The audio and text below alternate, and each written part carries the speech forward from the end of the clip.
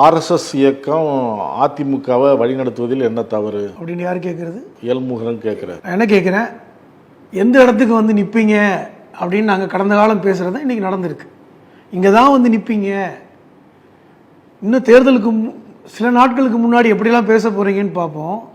ஆனால் இங்கே தான் வந்து நிற்பீங்க, நம்ம ஏற்கனவே பாஜகவின் பிடியில் அதிமுக இருக்கிறது, அடகு வச்சுட்டாங்க, எடப்பாடி அதிமுக கொண்டு போய் டெல்லியில் அடகு வச்சுட்டாரு அப்படின்னு பேசும்போதெல்லாம் இல்லை, எடப்பாடி அவர் பேசும்போது தெளிவாக பல இடங்களில் இதை சொல்லியிருக்கிறாரு.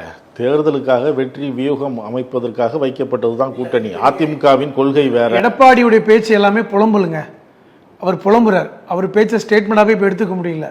காரணம், நம்ம தொடர்ச்சியாக வந்து அதிமுகவை எடப்பாடி பாஜகவிடம் அடகு வைத்து விட்டார் என்று எதிர்க்கட்சிகள் சொல்லும் போதெல்லாம் இவங்க இப்படித்தான் பேசுவாங்க, பொறாமப்படுறாங்க, அதிமுக பாஜக கூட்டணியை வந்து விரும்பாதவர்கள், நாங்கள் வெற்றி கூட்டணி, இதனால அவங்களுக்கு காழ்ப்புணர்ச்சி அப்படின்னு எக்காத்தாளமாக தானே பேசினாரு.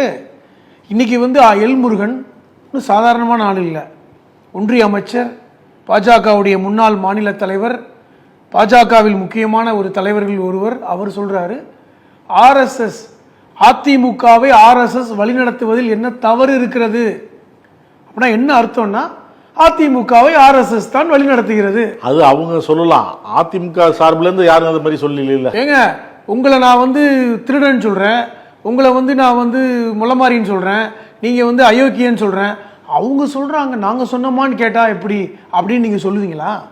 நான் கேட்குறேன். என்னை வந்து 1000 விமர்சிக்கும் போது அவங்க சொல்றாங்க, அவங்க கருத்து, என்னை கெட்டவன் சொல்றது அவங்க கருத்து, என்னை கேவலமானவன் என்று சொல்வது அவங்க கருத்துன்னு போயிடுவோமா? அவங்க மேலே கேஸ் ஃபைல் பண்ண மாட்டோமா?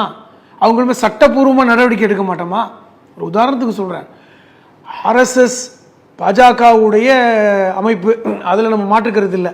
அப்போ பாஜக உடைய தலைமை ஆர்எஸ்எஸ்ஸில் இருக்கிறது, அவங்க வழி நடத்துவதில் அதிமுகவை என்ன தவறு இருக்கிறது என்று கேட்டால், ஒரு திராவிட கட்சி, தமிழ்நாட்டில் எதிர்கட்சி, எம்ஜிஆரால் கட்டமைக்கப்பட்டு ஜெயலலிதாவால் வந்து மிகப்பெரிய அளவில் கொண்டு போன ஒரு கட்சியை இன்னைக்கு நாங்கள் தான் வழி நடத்துவதில் என்ன தவறு இருக்கிறது என்றால், இது ஒரு ஸ்டேட்மெண்ட், இது ஒரு வாக்குமூலம்.